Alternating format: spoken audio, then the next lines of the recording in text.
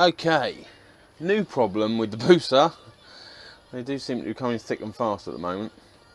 The clutch, it should be around here, the biting point, but it's back here somewhere. So I think I've got bubbles in there somewhere. I'm hoping I've got bubbles. I went to and fro work the other day on a commute and I never lost the clutch. So whether the clutch release cylinder, slave cylinder thingy, whatchamacallit, down by the front sprocket is weeping, I don't know. There's no leakages on any of the pipes that I can see that you can get to.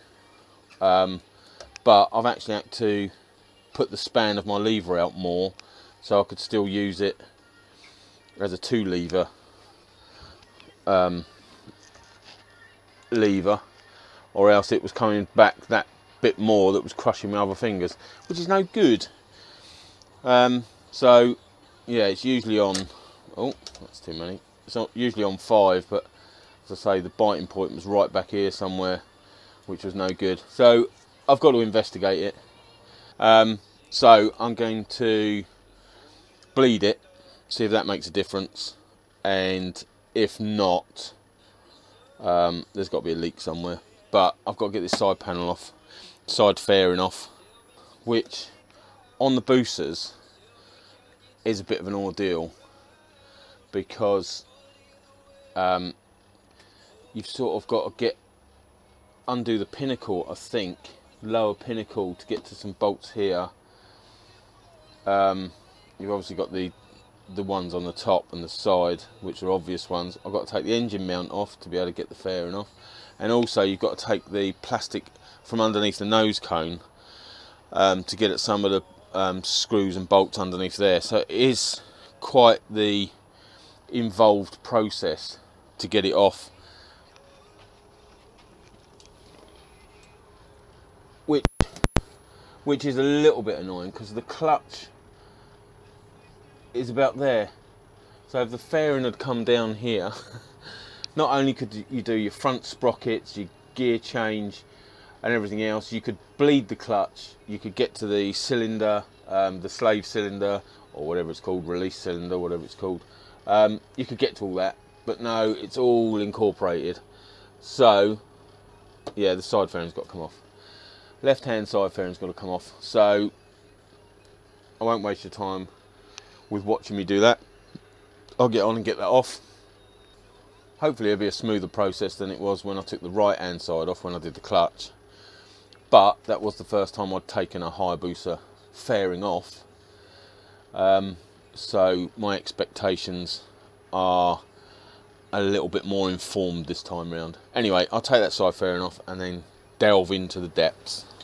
Right, so fairing's off. I'll take the gear lever off.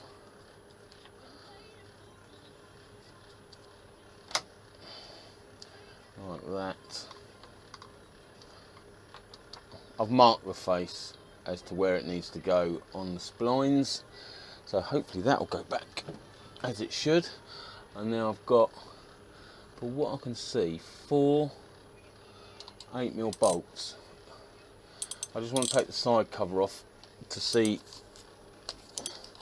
if there's any leakage on, this is the clutch release mechanism or activator mechanism or slave cylinder or whatever the bloody term is.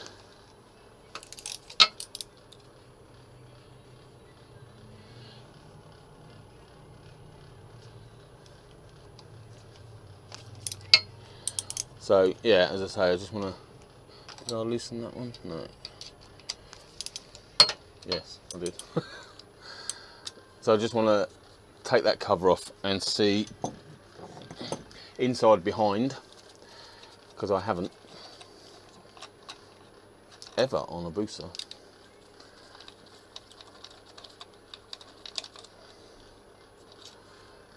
This is where the Abbas Skylift is a little bit intrusive.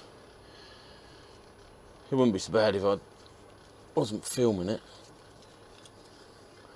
but kind of everything. Right, hopefully that's the 4 that need to come off. Placing them on the floor in order.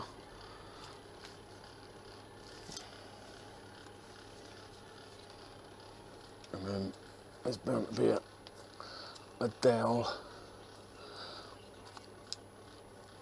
But that seems, oh there you go.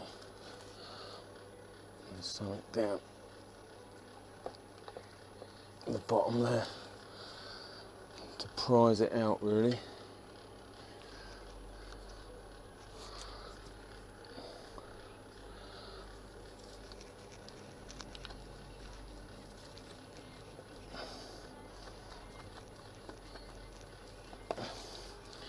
It's probably just the build-up of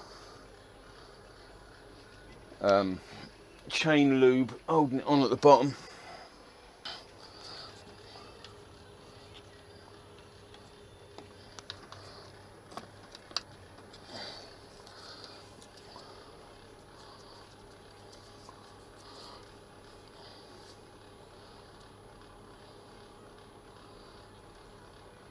Might have to undo those electrics to allow me to get it right out.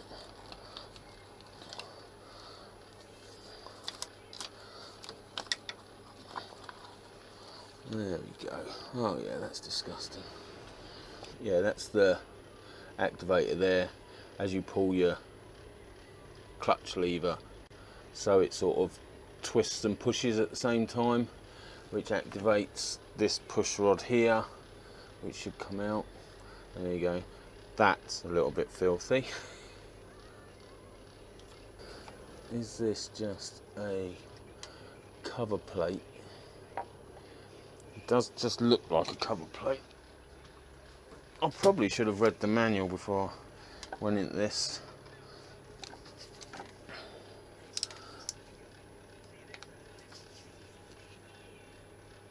Yeah, they don't want to move. Oh no, it really doesn't want to move. It does just look like a cover for whatever's behind it, because I think everything else is held together with the 2 locating bolts at the front. So if I could get that undone, it really wants to slap with a impact driver. But where'd you put it?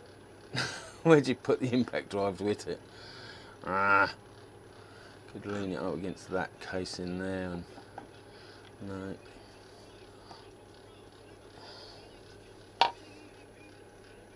It's just there's quite a build up of shit in there.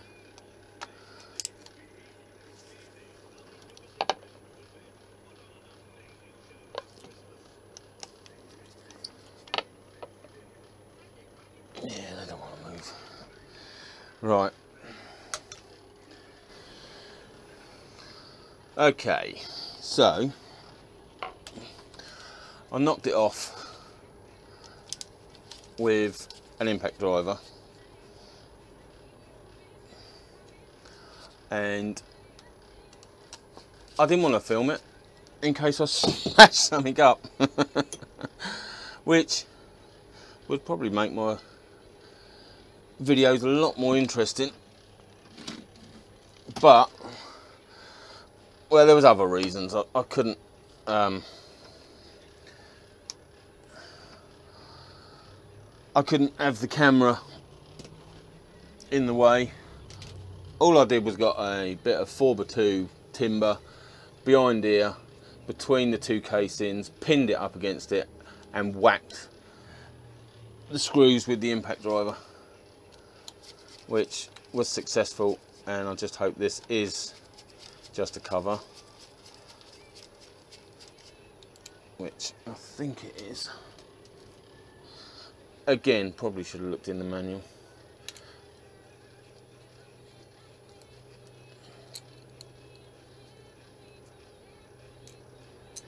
There you go.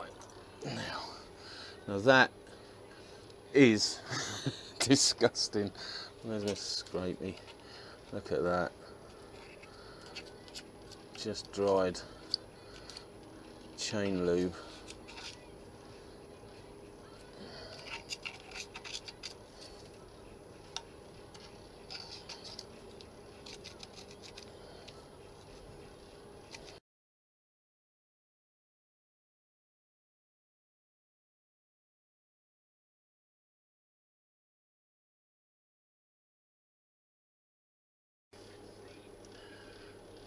Right, so what I'm going to do now is I'm going to carry on cleaning this. I'll clean the pin off, but the ends, both the ends are okay, which is where the work's done. But I'll continue cleaning it all up, and I'll bring you back when it's put back together and I'll start bleeding it, because you know what dirt looks like and you know what clean looks like. So I'm not going to teach you how to shut. I'm not going to teach you anything. In fact, I would need you people to comment to teach me. But yes, I'm going to clean that up. I'm going to clean this up, the pin up, and get some of this. Look at this. Yeah, get all this gunk cleaned up. And as I say, I'll bring you back when it's all back together and I'm starting to bleed the clutch, because I think the problem is the air in the clutch. So I'll bring you back in a minute. Anyway, let's get on with sorting this dirty fluid out.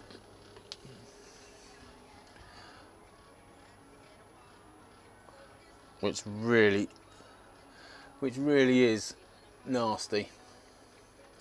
So I was going to get some tissue and absorb out the most of it in there, being careful not to spill it everywhere, and then top that up and bleed it through until it's coming out clear and bubbleless.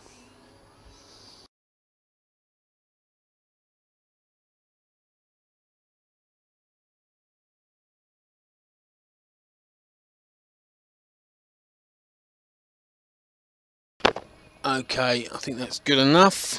I'm going to pour some more .4 clutch fluid in there and then start bleeding it through.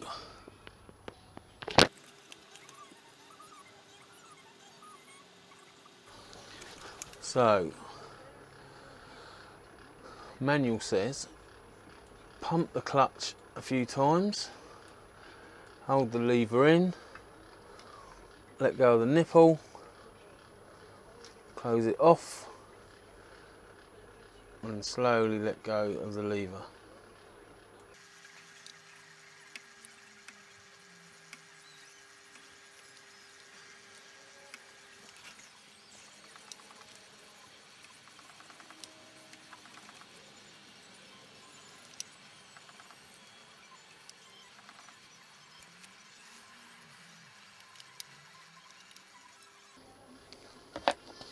And don't forget to keep topping your reservoir up,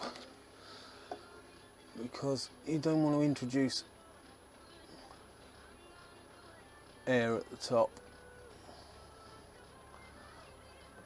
and then have to bleed the whole system through again to get rid of it. Or perhaps you do. Do what you like.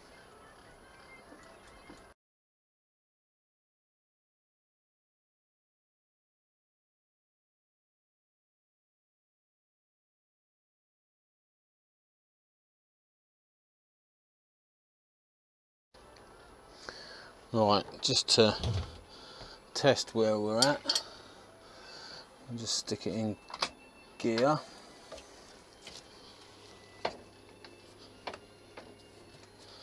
Which that is. That's the clutch engaged. Just pull that in while trying to push the wheel around while it's in gear. Pushing, pulling the lever. That's about halfway. Just about halfway, and that's let go. So my biting point is just about halfway at the moment, which is where it should be. It's still able to push That's engaged. So yeah, it's right. Yeah, right on half the lever, and that's back to where I normally have my. That's back to where I normally have my span adjuster, which is on number 5, which is just nice for me. And as I say, it's about there is the biting point. Well, actually the biting point's about there, and that's about disengaged, which is nice because I can get my other 2 little pinkies round the handlebars without the lever touching them. And I haven't noticed any air in the tube for a while, so I think that's good to go. I'm just going to carry on a little bit more. You can see the colour of the fluid that came out, and this in the pipe now, nice and clear. I don't think there was much left in the system, it was just what was in the pipe and behind the piston itself. So that's cleared out quite nicely. The trouble with the Hayabusa is it is such a palaver taking the side fairing off. I mean, my Gix 1000, when that was faired, it was a few bolts on the side and off it came.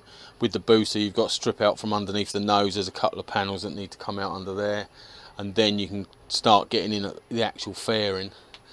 So it's a bit more involved, but I think that is good. As I say, you're not going to really know until you get out there and give it a blast. I'll do another couple of handfuls.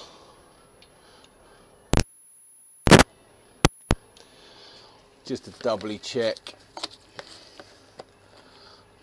But I think it's all good.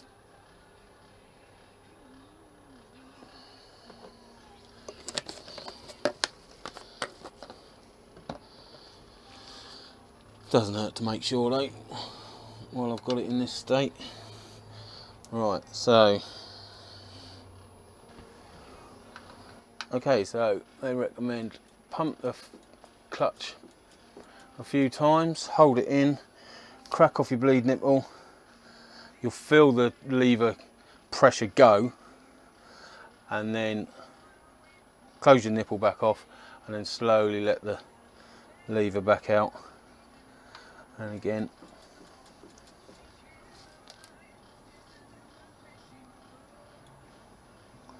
I'm not seeing any air bubbles or anything coming out.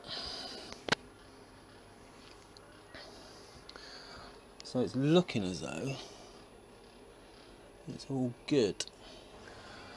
And just keep a check on your reservoir, you don't want that emptying out, because then you'll have to start again. Well, you don't have to start again, you just have a really dodgy clutch again.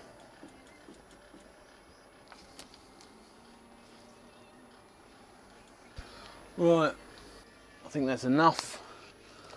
I'll put a little bit more fluid in the reservoir, remembering to really leave room for your diaphragm and your lid. So there is a line round on the inside, like a ridge on the inside of the reservoir, which does coincide with the top of the sight glass. So I'm using that as my fill level. Whether that's right or wrong, I don't know. Diaphragm, are you panned in? Yeah. Diaphragm, this is how it came out, in a weird position. So make sure that's all popped back in correctly. And then that, when your clutch wears and the fluid level goes down, and that will suck the diaphragm down so the air doesn't get into your system. It stays between the diaphragm and the lid. I think that's the theory behind it anyway. And then pop that back on, seat that nicely, get the screws, and with these screws, they were jammed in there. I haven't got a JIS screwdriver as yet, which is amazing since I only own Suzukis, only own Jap bikes. You'd think it was a bit more of a priority. There. But yes, I haven't got a JIS screwdriver, which is the Japanese industrial standard, something like that. And these screws were quite well welded in there, stuck fast. So I just broke the seal that they had on the lid with my impact driver.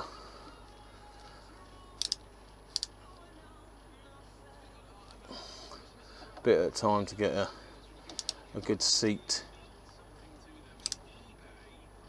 That should do it. Not too tight, not too loose. And then, just to be on the safe side, just get a bit of tissue.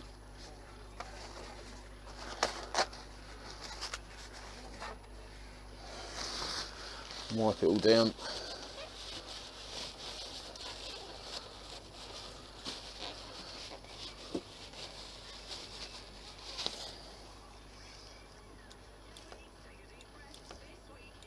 Yeah, that feels so much better. It couldn't feel any worse. I mean, that was quite a shock, just what a mess that was in there. How black, and the lack of fluid. So I probably should have investigated it ages ago, but didn't. Yay. So that's in there. Conveniently enough, I've got my heated grips controller pretty much shielding the clutch level sight bubble. But yes, you can see it's a, well, I can see it's a discoloured look, whereas it was looking very clear before because it was so bloody empty. Now you've got that fluid tinge to it. What is it? Sort of a very light yellowy brown colour, as opposed to the black that came out of it. Anyway, that is that done. Yeah, so I didn't really have any air in the system. There's a couple of tiny bubbles came out, but nothing humongous. What it was just very black fluid, which usually denotes it's got, come on, it's got air in it, because it is hygroscopic. Moisture in it. Sorry, not air in it, moisture in it. It's got moisture in it, which turns it that horrible black colour, I think. Anyway, it was black, so it was shit. That's the technical term is, it was black and shit and needed changing. Right, now I'm going to let the bike down so I can get on it. And then I'm going to start it up and try gear selection whilst it's on the Aber Skylift and whilst I'm in the shed. Very safety conscious. That's down enough for me to get on it, but not down far enough for that back wheel to touch the floor. So as I say, I'm just going to start it up, try it in a couple of gears and see what the outcome is, see if that clutch is actually working.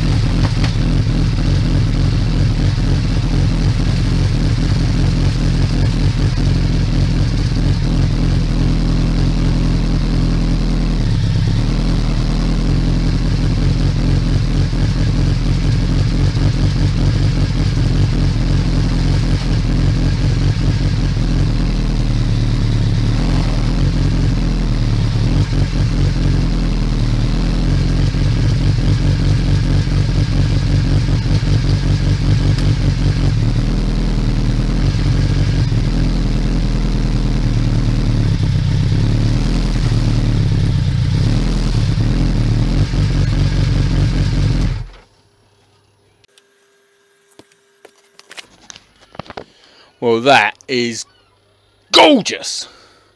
As I say, you won't really find out until you're actually on the road doing speeds. But that is engaging properly, disengaging properly, and it's all around the sort of pulling it in.